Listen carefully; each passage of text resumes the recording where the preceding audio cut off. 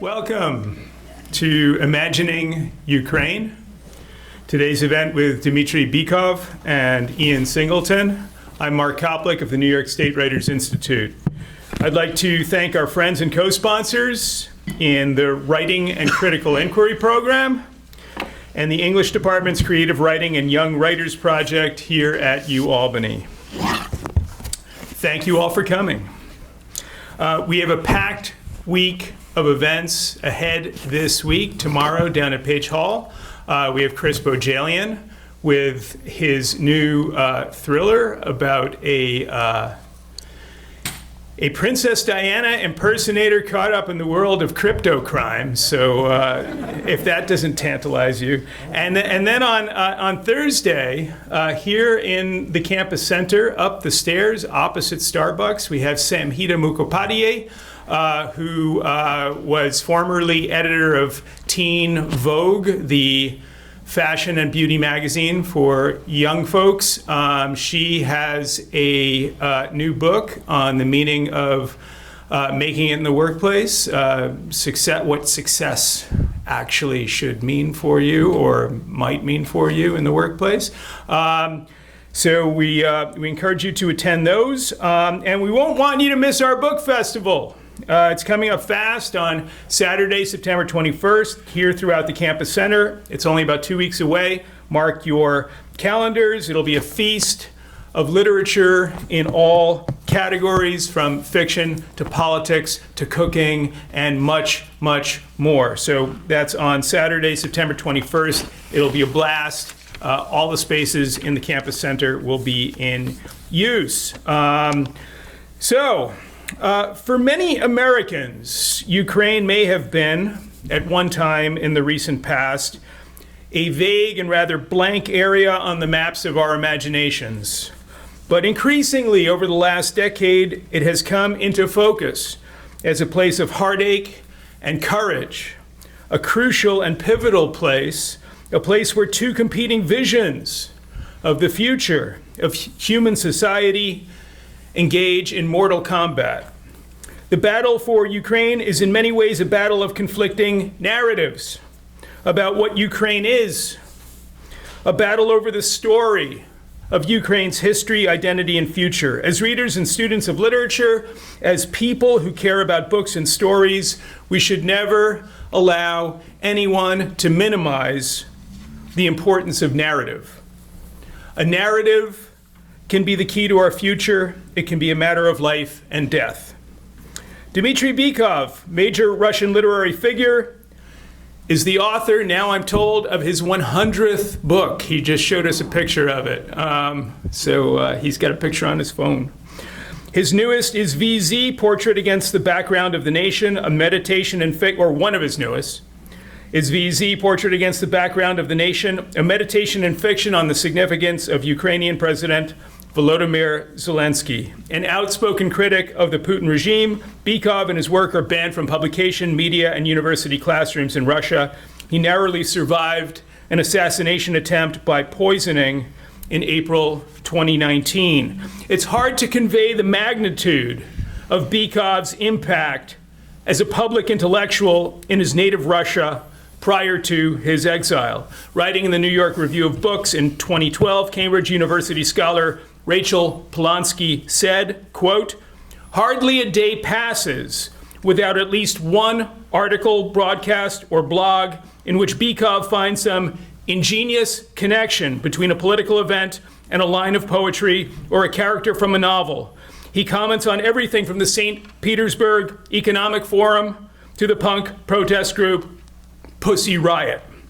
Bykov's latest talk show, News in the Classics, airs live 3 times a week on the radio station Kommersant FM.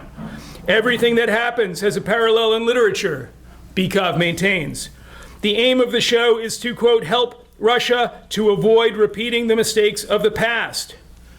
So far as he sees it, Russian history has proved cyclical, and the cycle is tragic," end quote. Ian Singleton, novelist, Russian translator, and instructor in UAlbany's Writing and Critical Inquiry program, WCI, is the author of Two Big Differences, a novel about two friends, Zina and Valinka, who are caught up in a wave of civil unrest during the 2014 Maidan Uprising in Ukraine, a mass protest against government corruption and Russian political influence. Writer-in-exile Mikhael Iossel called it brightly original, structurally inventive, thoughtful, and wise. We're thankful to Ian for contributing to the success of the Writers Institute over the course of the past year. He's the instructor of a new freshman writing course that follows our series. He hosted our conversation with National Book Award winner, National Book Award finalist Aliyah Bilal last spring, and helped secure best-selling Ukraine historian Serhiy Plokhy for our book festival last fall. Please note that the University Bookstore was unable to sell books by our featured authors. However, the Writers Institute has managed to purchase some copies, which we are giving away for free on a first-come basis. We only have Dmitry Bykov's book in Russian for the Russian readers who happen to be with us. The English edition has been postponed to November, as I understand it. There's a QR code that is going to be passed around, or may have already been passed around, that will give you access to a chapter of the Zelensky book in English. And at some point, we'll hear more about that. After the event, you can meet the authors and ask any questions that you did not get to ask. We're thrilled to present this unique event on such a timely subject. Please welcome Dmitry Bykov and Ian Singleton.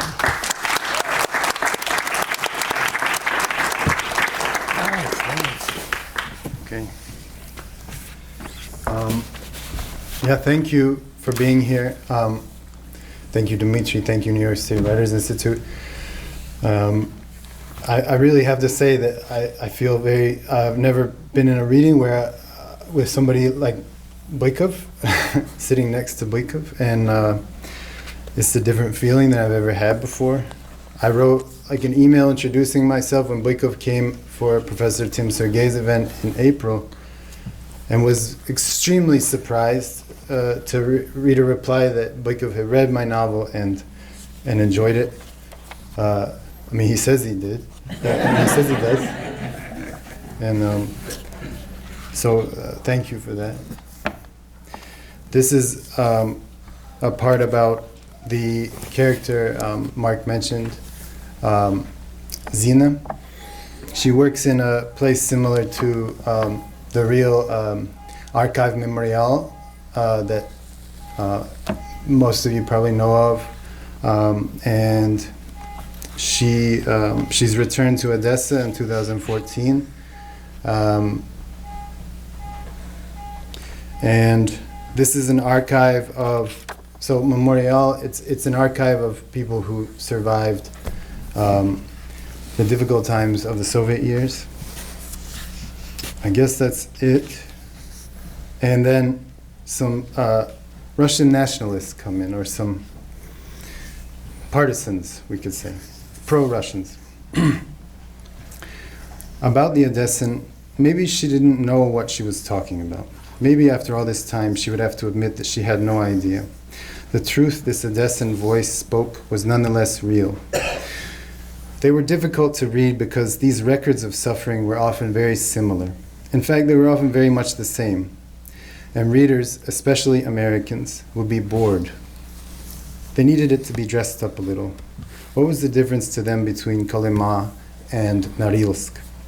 They needed some sexy drama, a clear dime store conflict. Otherwise, they yawned at torture that had caused voices in a language they didn't know to shriek. The translation made the voices in the language they didn't know almost impossible to distinguish. There is a difference between Alexander Solzhenitsyn, who hated Americans, and Varlam Shalamov, who might never have even met one. That had nothing to do with Odessa, Zina's American voice told her. Once the devastating misstep had been taken, once this part of her life, like so many others, had come to an end, she would miss Archiv Echo. All those texts, that building in the center of Odessa, it had been a ground for her, a place to land. She would miss hearing the steps of her co-workers throughout the building. Rebuilt after the Great Patriotic War, its floors had held for decades because they could bend.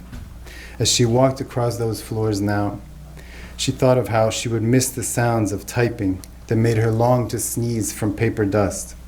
The real archive was chattering from within cardboard boxes. The real archive was diaries, old and wrinkled and often misunderstood in the chattering.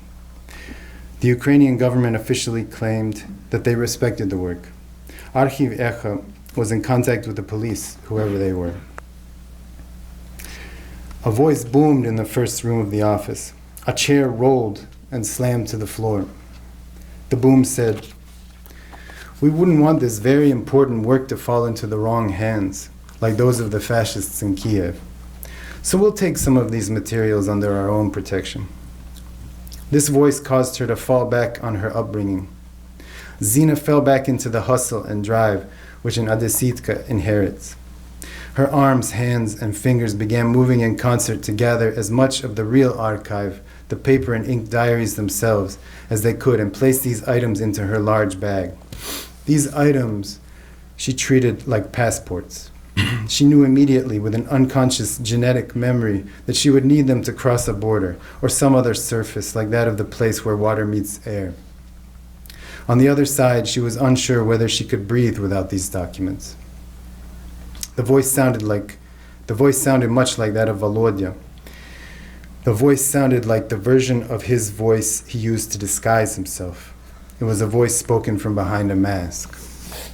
Zina entered the room where Nastya and Dasha were trying to confront the men. "It's a matter of respect for the privacy of the witnesses and their families," Dasha said. As another man started carrying a box out, she said, "Many of these are the only versions of such documents." "More the reason," Volodya said. "Who are you? Under which authority do you act?" Zina asked. He turned his head to her and chuckled. He said, "We're Russians. We're Soviet imperial patriots." "Of what? Odessa? Is that a joke?" God, she wished it was. "Who are you?" Volodya asked. She waited for him to recognize her, like a spear or the horn of a shoulder plate to an elaborate imperial suit of armor. Something protruded from Volodya's torso and made his long coat hang awkwardly. Another man carried one of their boxes of documents out. Volodya spoke as if none of what was happening right next to him. "You know jokes? Anecdotes? Not bad." She was still riding under his memory's radar. "Why is there that line in the middle of the number 7? When Moses was telling the 10 Commandments, he came to the 7th, don't fornicate. A dude said, "Cross that one out!" Galia would be proud. "Jews, yes?" Volodya mumbled. "Yes, Abramovich, nervous and shaking, comes to Transfiguration Cathedral. Everybody knows something's wrong because from the beginning he crosses himself the wrong way like a Catholic, or even worse. Abramovich asks to speak to the priest. "Batushka," Abramovich says. "I was with a woman." The young priest nods. "Okay, perhaps you should relax, young Christian." God forgives. Abramovich sighs. "You don't understand. I was with a second woman." The priest staggers. "I was with both women at the same time." The priest falls backwards, but he shakes it off, as if an invisible hand caught him. He becomes upright again. "This is something different. Were these women Christians?" Abramovich makes a sound that could be laughter, could be a sob. "How should I know? I'm a Jew. They certainly know that now." The priest's brow creases, forms the Roman numeral V, or 5. He chokes. "You're a Jew? Then why'd you come here? Why are you confessing this to me?" Abramovich honks. "Is that a joke? I'm confessing to everybody. I was with 2 women at the same time." Enough about Jews. She was sure now that he would recognize her. He still stared as if his mask were a barrier to his awareness. Maybe a joke about Catholics would be better than one about Jews. The Pope rides in a car in America. He says to his driver, "I'm the Pope. They never let me drive. I just want to drive once. Let me drive." Later that day, at headquarters, one cop says to another, "Guess whom I stopped?" "Oh, okay. The mayor. Higher. The governor. Higher. Higher than the governor?" You didn't pull over the president. Higher than the president. Nobody's higher than the president. Look, I don't know who he was, but his driver was the Pope. It was Zina's greatest moment, yet Galia was absent. Good, Volodya said in his booming voice, a pure Odessitka. Meanwhile, the archivists, librarians watched with crucified eyes. Nastya gestured at the empty floor. Please bring back those papers your comrade dragged out, Zina added, as soon as the imagined applause had subsided. I already said it's for safekeeping. We won't reveal any of the names. He shuffled around the room, grumbling at every computer. Finally, he nodded at one, and the man who had been lifting boxes approached, unplugged the computer, and took it outside. Why all this technology? Technology only betrays. Let's call the police, larceny division. They can probably protect these items better than any of us. Maybe. There are some good ones with the police, but there are also some with the Kiev junta. Well, I'll tell them the jokes. Then everything will be understood. He watched her. You could be my own granddaughter, girl. It took every ounce of will, every drop of blood, every strand of muscle in her body not to roll her eyes when he said that. Her smile could shatter glass. Her nod would chop off a head. This building is very sound. He came close, and the scent of vodka brushed past like a blow from rotten flowers. This building is very sound. We have direct contact with the Odessa police. If there is a security concern, we can call them to deal with it. And I'll leave it at that. So you can So I'll take this. I can leave that there. Leave it.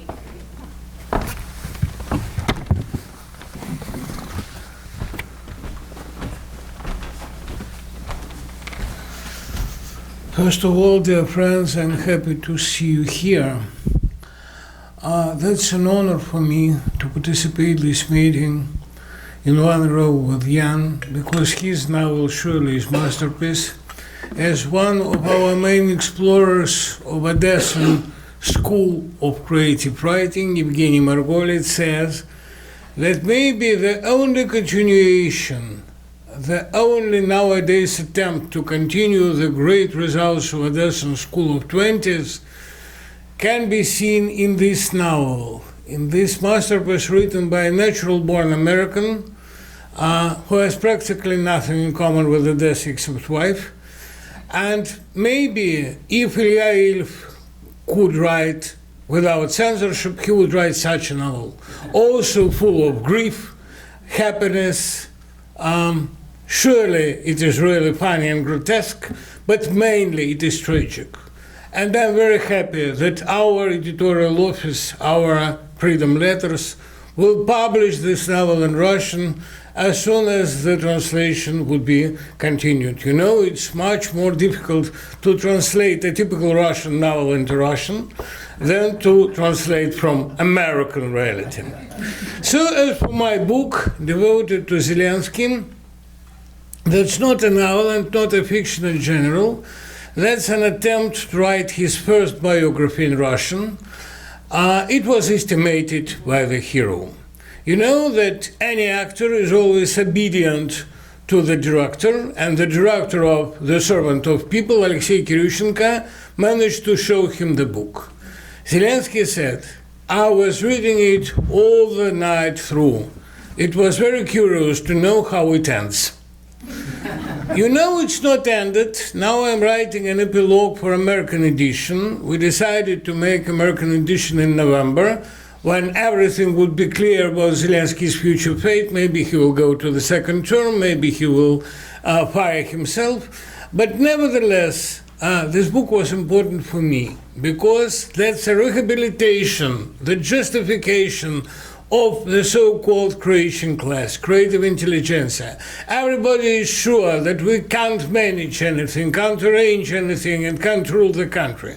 Zelensky managed to show that maybe the best leader of the country, who might take the unpredictable decisions, is an actor. as he said himself in an interview with me, maybe nowadays actor is the last person who believes in his own words. Otherwise, he would be a bad actor. So, I'm not in habit of reading my English prose, translated by John Frieden, also a very good translator. He made my book much better, or shorter, merely. I must say that sometimes I earn my money by reading my Russian verses during meetings with the rest of Russian intelligentsia. But I'm not in habit of reading my English prose. That's my first experience.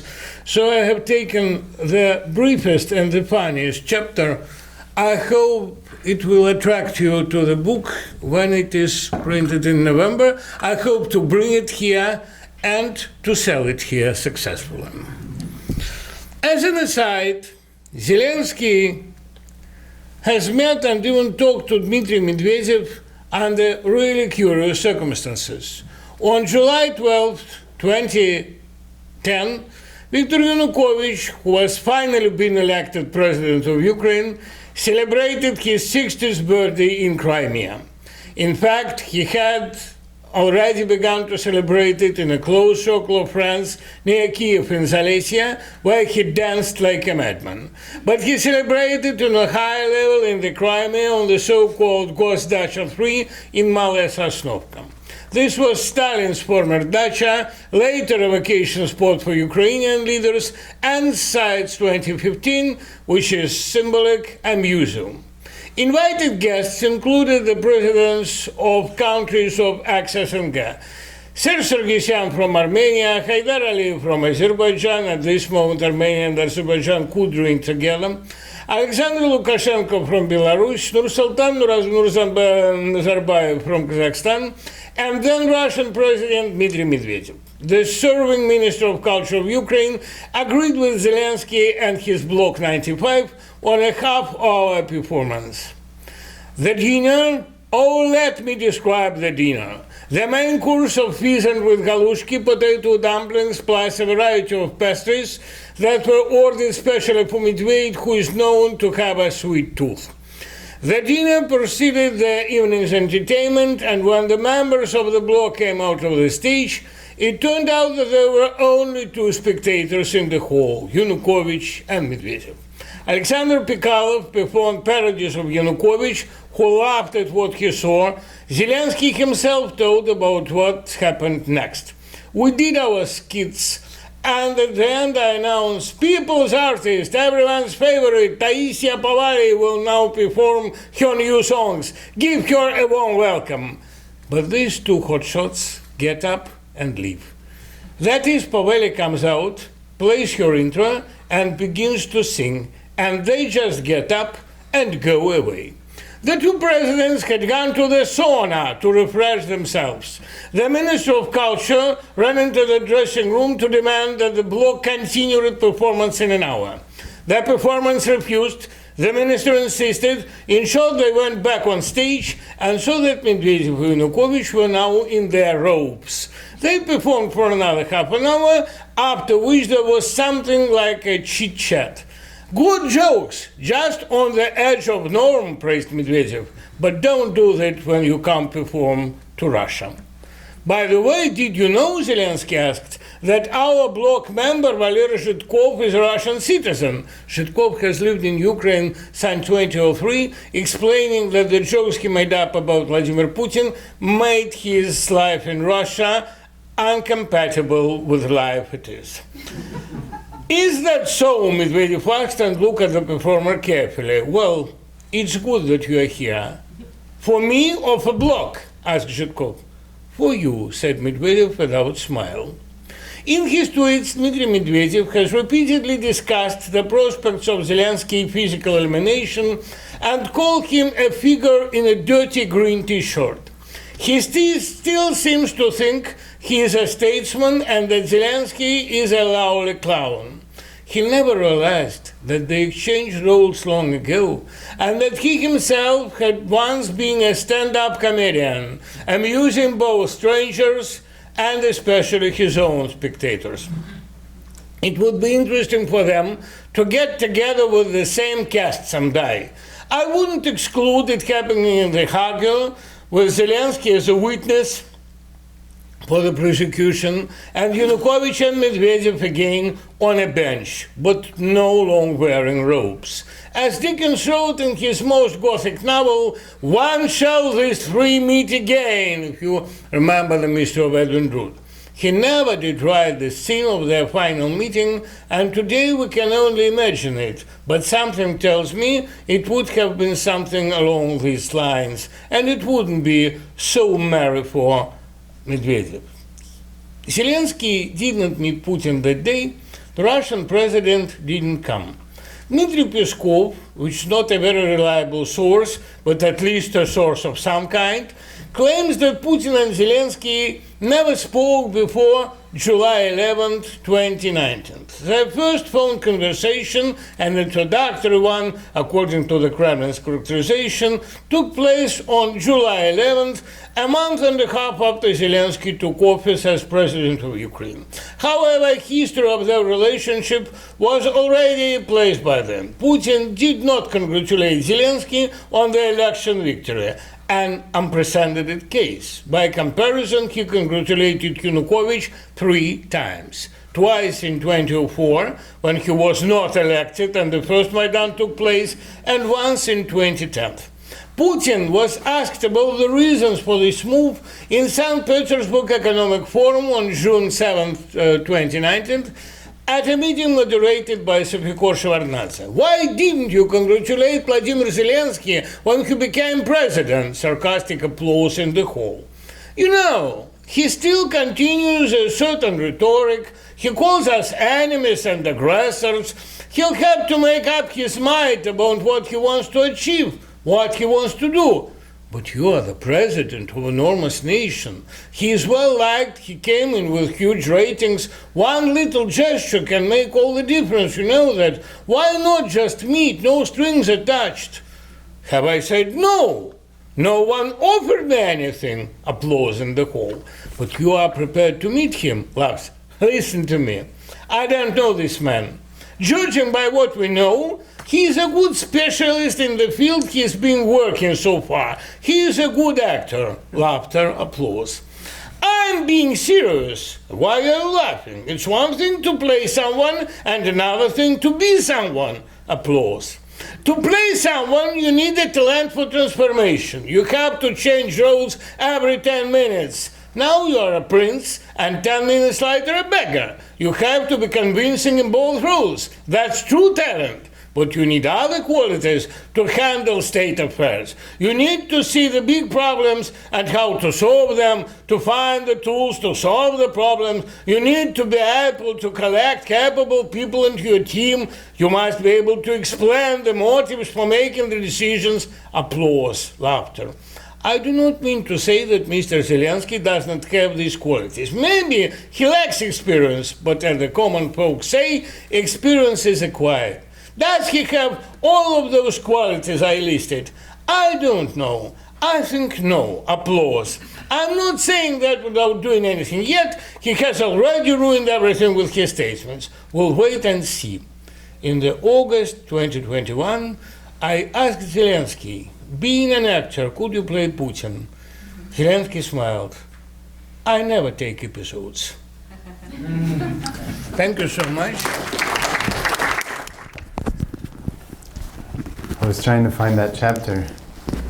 I remember reading it.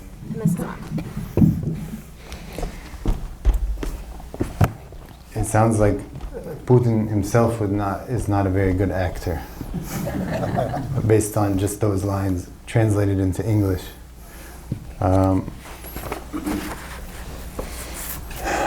And so maybe we should talk about that and the idea you have of the creative class that you brought up, and how Zelensky represents that. But some other people represent that. So I guess I'll ask about that to get the conversation started. So in Veze, Dmitry compares Zelensky to Trump. Okay, and which when I read that, I was very disturbed. I didn't want that comparison to exist, and but I had to listen and keep reading. And but then there's a discussion of a Rossellini film that maybe I'm sure some of you have heard of, De la Rovere, where a kind of petty criminal character, not even a criminal, a petty conman becomes. Makes a transformation into becoming a liberation fighter for Italy during World War II, and then last night we were talking about this, and I said, and so that's the transformation that Zelensky underwent. Not to say that he was a con man, but that he underwent a transformation with the war, and you said, and I asked if Trump underwent that, and you said no. So, can you talk about that transformation and explain it, maybe, hopefully, probably, definitely in a better way than I can?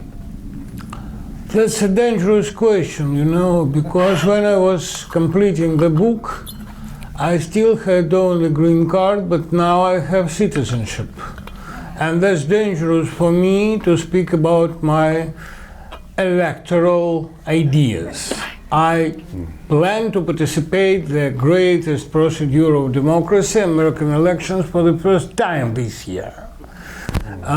So I can't say, thank you so much, I will do it, because participation is my duty. I never participated in Russian, because it was obituary. So, to be honest, I'm not Trumpist, but I must say, the most principal difference between Trump and Zelensky is that Trump is a showman and Zelensky is also an author. He is writing his own monologues. He's responsible for every single word. And his monologues, his jests, his reprises, they are great because he really feels the word. He has the special sense of the word, like Jacques Prévert said about Brel. He said he's Belgian, but he feels French much better than I do. So Zelensky is Ukrainian, but he feels Russian just much better than most of Russian satirists, and surely much better than Trump feels English. That's the first point. Another one is even more dangerous, because now this book is translated into Ukrainian also.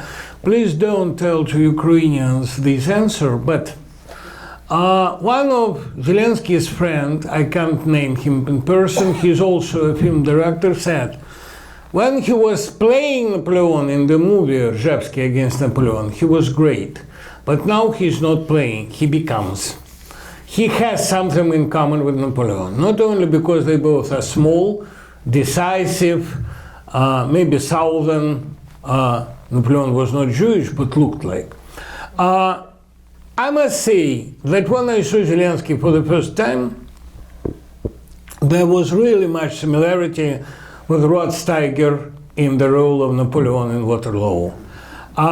Small, decisive, strong, dark, and by the way, he has also the special sense for directing people, not only directing movies. I'm afraid, and I'm afraid desperately, that Ukraine can be infected from Russia during the very close contact. Not totalitarianism, surely. There can be no totalitarianism in such a country with a big experience of civil self-conscious. But nevertheless, Zelensky understands that he is intellectual and spiritual leader of Europe. I'm not sure he will cope with this feeling. Because even after any successful lecture, when I feel that I'm loved by students, I feel totalitarian. And I can understand that it's infectious, it's dangerous. I hope that Zelensky would be retired in October. That's my main hope, because his second term can be fatal for him. The best fate for Zelensky would be to go to the United States to play himself in the movie Zelensky to get Oscar and to be back to Ukraine with this Oscar in his pocket. That would be the finest biography.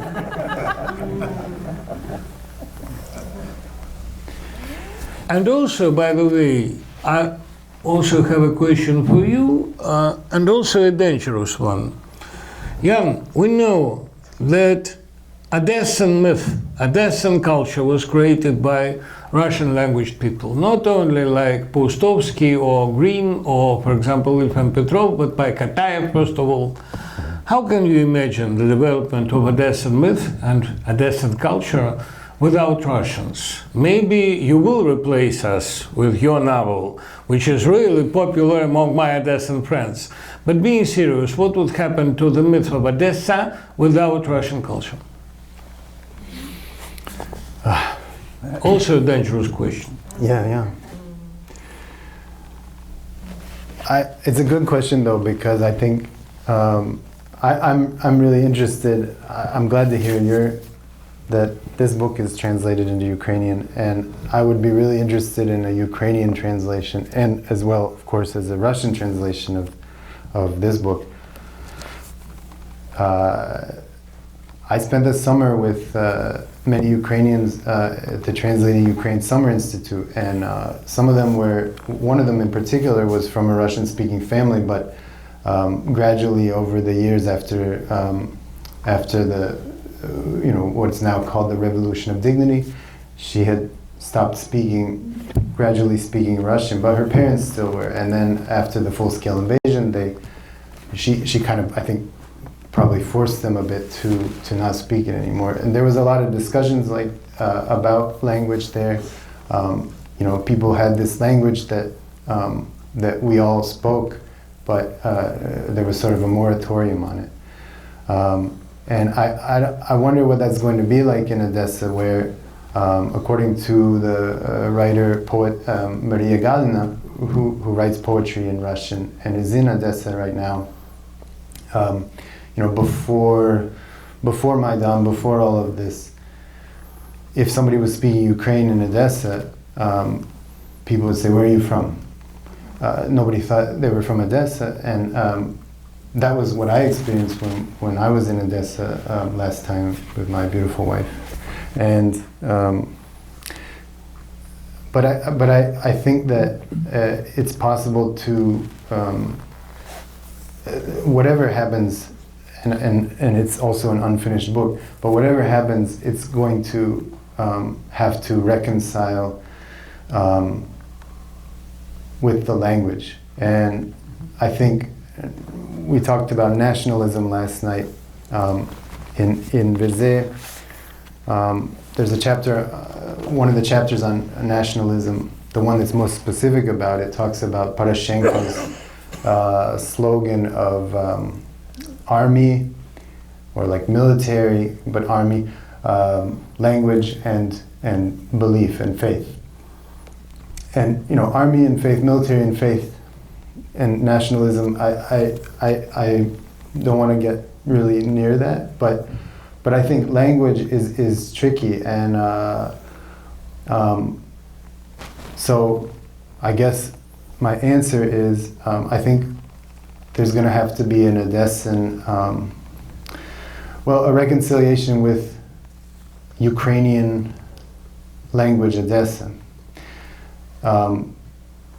And there is a tradition. There's a novel, Maister Korabля, that was written in Ukrainian in 1928, a very neo-romantic novel about the Odessa Film Studio. That's fantastic. And there's a writer, Hanna Kostenko, who's writing in Ukrainian, who's a young person from Odessa. A couple others. On the other hand, I also think that there needs to be a Ukrainian version of Russian that's just a Ukrainian language. I think Russian needs to be accepted as a Ukrainian language, not to be at all to replace Ukrainian or push it out of the way. I think that Ukrainian should get the focus right now as the primary language, but there's American English, where there's lots of different Englishes, not just British, not just English. So that's what I think. That's how you can maintain that Russian Odessan culture. By the way, there is a translator of this book, a typical Ukrainian, who wrote me, "Don't tell Jan, but he is so stubborn in work, like a typical chochol, and maybe he is the only chochol I met in my life." I think it's better. I think so too, yeah. I take it as Fight like Ukrainian. yeah. Yeah, you had a question. Well, I just have an observation and a question. First of all, in response to your comment, it's not only literature, of course, literature definitely. For example, this summer I was at the conference in Switzerland, and there was an exhibition from the National Gallery of Kiev, Ukraine, I think it was Kiev. It was a big exhibition, and when I entered, of course, and saw wonderful paintings by Russian painters. So, like Repin, Korovin, Rerich, and, so that was that exhibition, basically. So my question is, what do you think will happen next? How would, the events evolve? What is your hypothesis? Maybe I will say a very unpleasant thing, but the modernity, and more than this, the modern human being is begun from betrayal. You must betray your nation, your age, your gender, all the imminent thing. Maybe Roberto Bolaño, by the way, one of my favorite writers, was absolutely right when he said, the best thing you can do with your motherland is to leave it. That's quite right. You begin from betrayal. You begin from the refuse to belong to any community.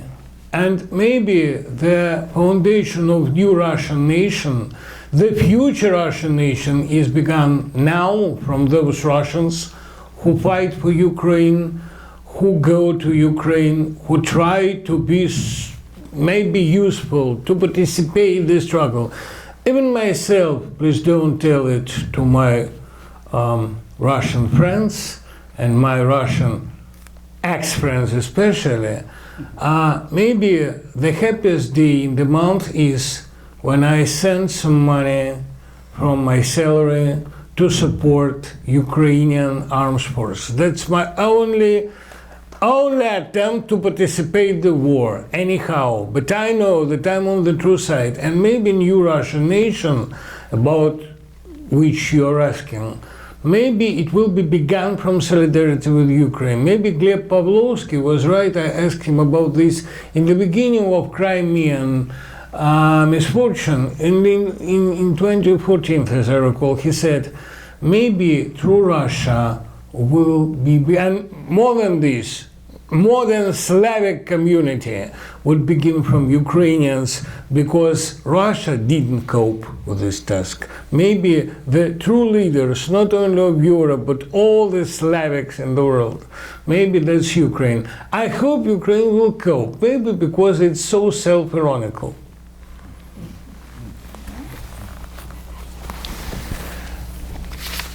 One thing you mentioned about Zelensky playing Napoleon and then transforming, there's something about that reminded me of this idea of becoming, the idea that Spencer said about the Anglo-Normans becoming more Irish than the Irish themselves. There's a whole chapter about a wonderful rhetorical analysis, again, in the book, about Zelensky's daily, communiques to Ukrainian people, to all people who listen. And you mentioned several aspects of them, but one thing you mentioned is the famous Russian poet Joseph Brodsky's advice about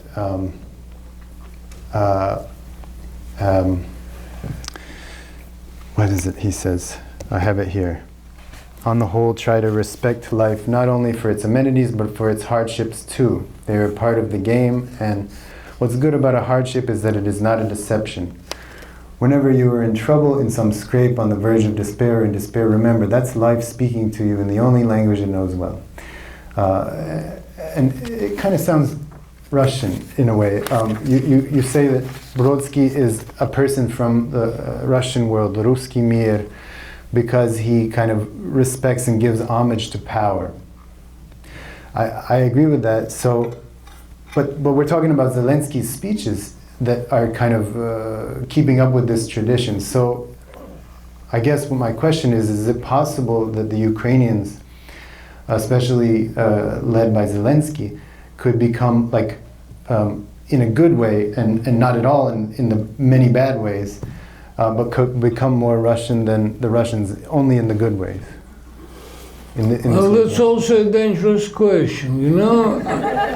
I had such a temptation, and more than this, I had a public decision, a public evaluation. Chagall's famous artwork, David and Goliath, he gifted it to the University of Texas, and University of Texas allowed me only once to reproduce it on the cover. But Zelensky's press secretary asked me not to do this. Why? Because, as Zelensky used to say, I'm often compared with David in his fight to Goliath. But do you know what happened to David after it? He was transformed into Goliath himself. That's the lot I dislike.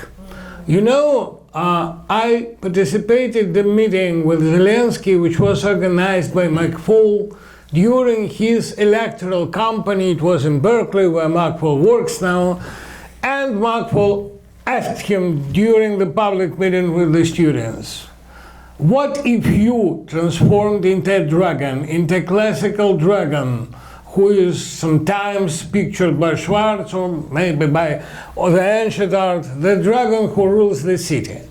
Zelensky was very optimistic at this moment. He said, Ukrainian society will cut away the wings of any dragon. I'm not so sure now. And maybe when you are saying about Russian way and good way, you know, it always may happen that when you fight fascism, you can be infected by fascism. It happened with Russia in 1947, when Russian society was transformed into fascism, including even anti-Semitism. Everything was similar, everything was just a copy. You know, in too close contact, you have all chances to be infected by some Russian qualities, and if you are fighting a person who says that he is the best representative of the best army in the world, you may sure, if I won the best army, maybe I'm super best. You know, there is a famous joke by Zelensky. He's really very tricky and smart and witty. He said, Putin was sure that Russian army is the second in the world. It was a strange, new, practically totally new information for him that Russian army is second in the Ukraine. Now, he said even, that now it is second in Russia, under Kursk. Yes. That's also quite right. Mm-hmm. But nevertheless, if you are sure that you have won the best army in the world, you begin the situation of self-adoration, as Solovyov called it, Vladimir Solovyov, that one, not this one. And maybe that's the greatest danger, because most of my Ukrainian friends sometimes they begin to despise me personally.